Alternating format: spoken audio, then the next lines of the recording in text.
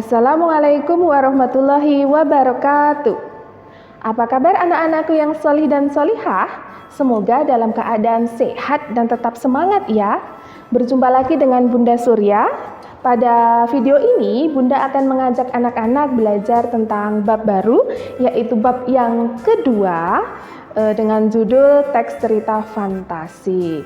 Tetapi sebelum kita mulai, mari kita berdoa terlebih dahulu. Bismillahirrohmanirrohim.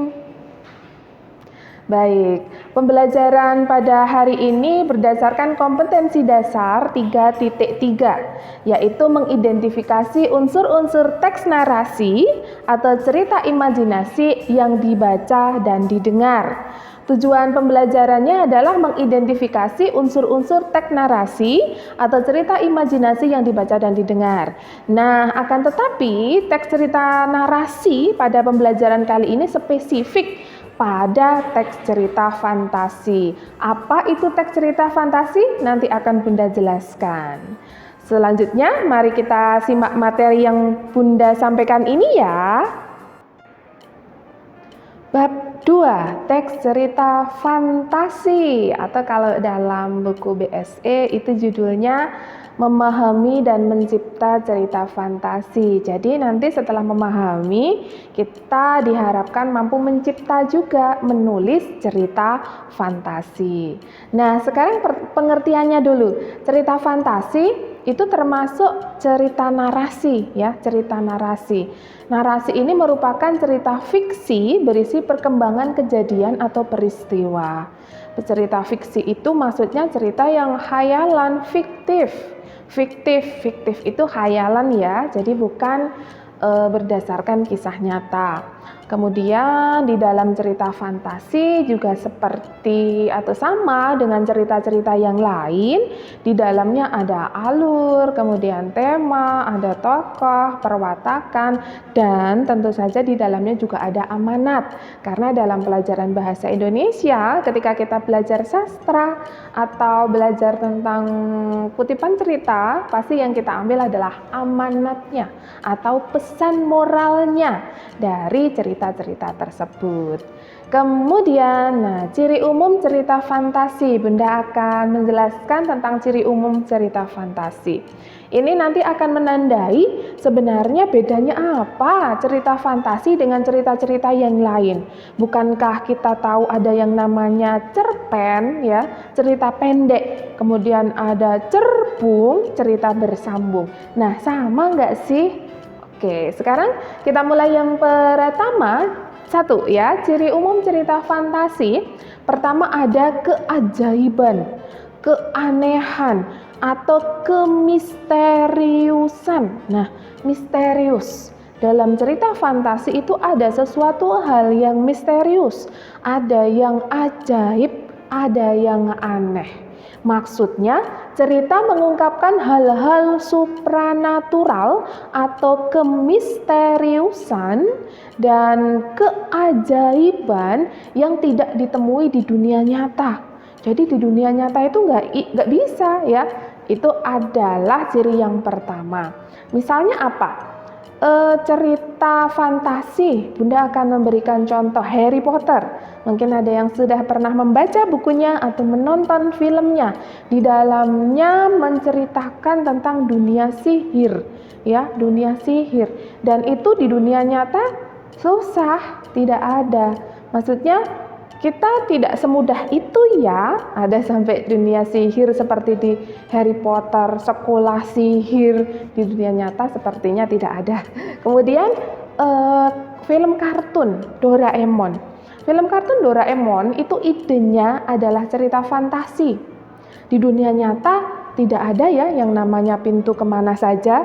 Kemudian kantong Doraemon yang begitu ajaib, itu juga di dunia nyata tidak ada. Nah, ide dari Doraemon itu juga cerita fantasi. Dari sini anak-anak sudah bisa mengambil kesimpulan ya, perbedaan utama dari cerita fantasi itu dari poin 1 saja.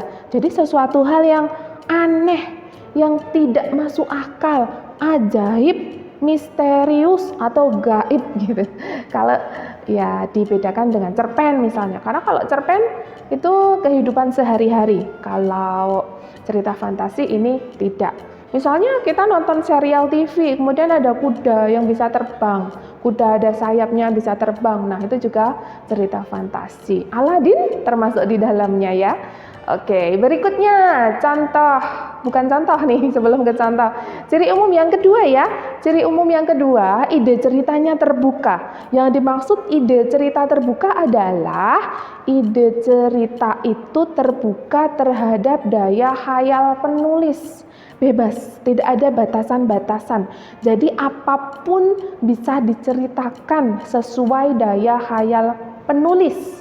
Misalnya Bunda pengen nulis apa ya, ikan, berkaitan dengan ikan. Ikan kan aslinya dia berenang ya, berenang di air. Tapi Bunda pengen bikin cerita ikan yang bisa terbang. Boleh kan cerita fantasi. Begitu ya. Oke, itu yang kedua, ide ceritanya terbuka, jadi bebas. Kemudian yang ketiga, menggunakan berbagai latar. Latar di sini kan berkaitan dengan waktu, kemudian suasana, kemudian tempat. Nah, latarnya ini boleh apa saja. Jadi tidak terbatas. Bisa dikatakan lintas ruang dan waktu. Boleh menggunakan latar sehari-hari maupun menggunakan latar fantasi. Misalnya kalau latar sehari-hari ya bolehlah kita menggunakan kehidupan sehari-hari, tapi nanti di dalamnya ada cerita yang ajaib. Misalnya ada kuda yang bisa terbang tapi lingkungannya masih lingkungan sekolah, misalnya pergi ke sekolah naik kuda terbang. Nah gitu, itu juga sudah disebut cerita fantasi. Tapi kalau mau menggunakan latar yang memang asli dunia khayal, misalnya istana yang berada di langit atau istana yang berada di atas awan. Jadi ceritanya ada awan, kemudian ada istananya. Untuk ke sana kita harus naik tangga atau naik pohon. Seperti kalau di kartun ya, itu boleh. Jadi latarnya tidak terbatas oleh ruang dan waktu. Kemudian yang keempat. Nah, ciri umum yang keempat dari cerita fantasi adalah tokoh unik. Tokoh unik maksudnya unik biasanya memiliki kesaktian. Tokoh unik ini memiliki kesaktian tertentu, misalnya manusia yang bisa terbang, manusia yang memiliki kekuatan petir, manusia yang banyak sekali ya, misalnya Spider-Man, itu juga termasuk cerita fantasi. Apalagi yang kayak tokoh-tokoh hero itu ya, itu cerita fantasi juga. Pokoknya dia punya kesaktian tertentu, dia hebat, yang tidak atau tidak mungkin atau sulit itu ada di manusia biasa di dunia nyata ya. Itu ciri yang keempat. Kemudian ciri yang kelima, sesuai dengan jenisnya. Nah, cerita ini bersifat fiksi. Ciri yang kelima dari teks cerita fantasi adalah bersifat fiksi. Cerita fantasi bersifat fiktif atau bukan kejadian nyata. Jangan sampai terbalik ya, fiksi dan non-fiksi. Fiksi itu dari kata fiktif. Fiktif itu kejadian yang tidak nyata. Begini, terkadang saat kita nonton film, sebelum film itu diputar akan ada keterangan. Cerita ini hanya fiktif belaka. Jika ada kesamaan nama tokoh dan kejadian hanya kebetulan belaka. Iya enggak? Nah, cerita ini hanya fiktif belaka. Yang dimaksud fiktif ya hanya rekaan. Sedangkan non-fiksi, ya non-fiktif itu adalah cerita yang bukan khayalan, kisah nyata. Itu ya, misalnya cerita true story, cerita kejadian nyata, berita. Nah, itu adalah non-fiksi. Nah, berikutnya yang keenam. Ini cerita ciri dari cerita fantasi yang terakhir, yang keenam. Yang keenam cirinya adalah menggunakan bahasa emosi yang kuat. Yang dimaksud menggunakan bahasa emosi yang kuat itu apa? Emosi itu tidak selalu tentang marah-marah ya. Emosi itu tentang pengungkapan rasa hati. Sedih, menangis, terharu, Nah, itu juga ungkapan emosi. Jadi menggunakan bahasa-bahasa yang mengungkapkan perasaan hati, baik sedih, senang, marah, khawatir, dan lain-lain. Oke, itu adalah 6 ciri umum dari teks cerita fantasi.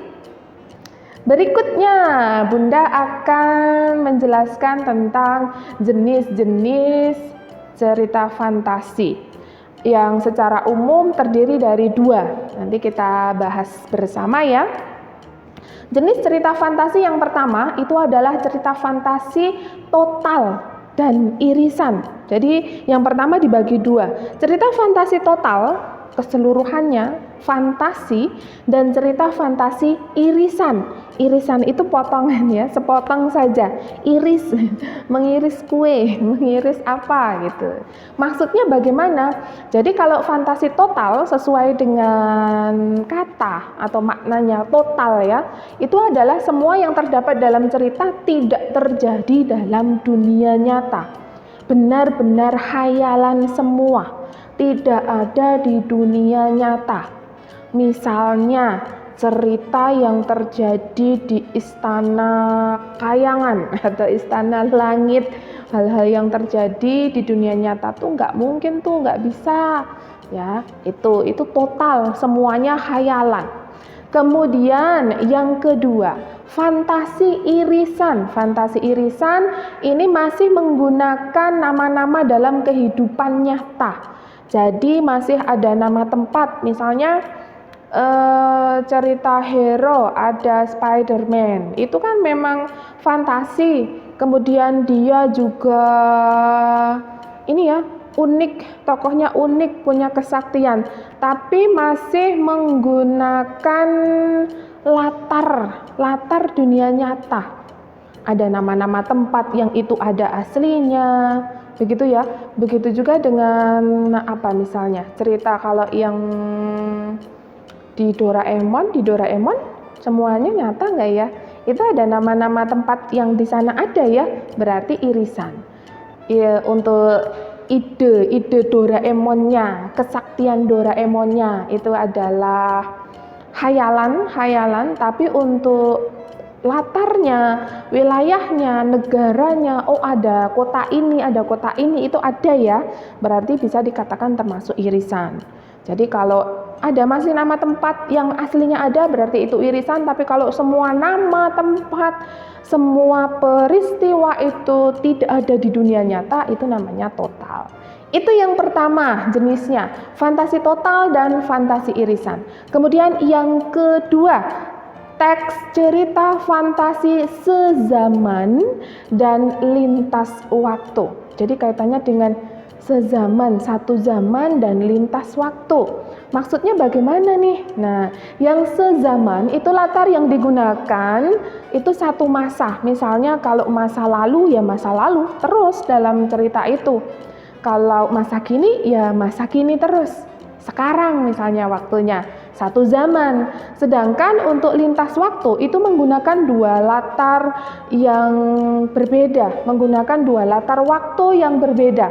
Misalnya pada masa kini dan masa prasejarah, tiba-tiba bisa kayak ada lintas waktu gitu ya, kayak kalau di Doraemon ada pintu kemana saja. Nah, itu latarnya lintas waktu. Itu jenis dari teks cerita fantasi. Jadi terbagi menjadi 2 dan satu ini dibagi 2 lagi ya. Pertama adalah teks cerita fantasi total dan irisan, kemudian yang kedua adalah teks cerita fantasi sezaman dan lintas waktu.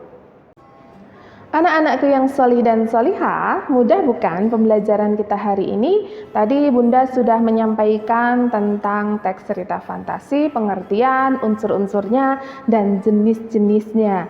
Dengan belajar materi ini, anak-anak Bunda harapkan sudah bisa membedakan ketika kita membaca cerita, oh ini cerita fantasi, oh ini bukan, gitu ya. Nanti di pembelajaran berikutnya juga akan Bunda sampaikan lagi cerita-cerita yang lain jenisnya. Misalnya ada cerpen, oh beda toh sama fantasi, beda. Kemudian ada fabel, oh beda lagi. Nah, apakah itu nanti tunggu di materi berikutnya.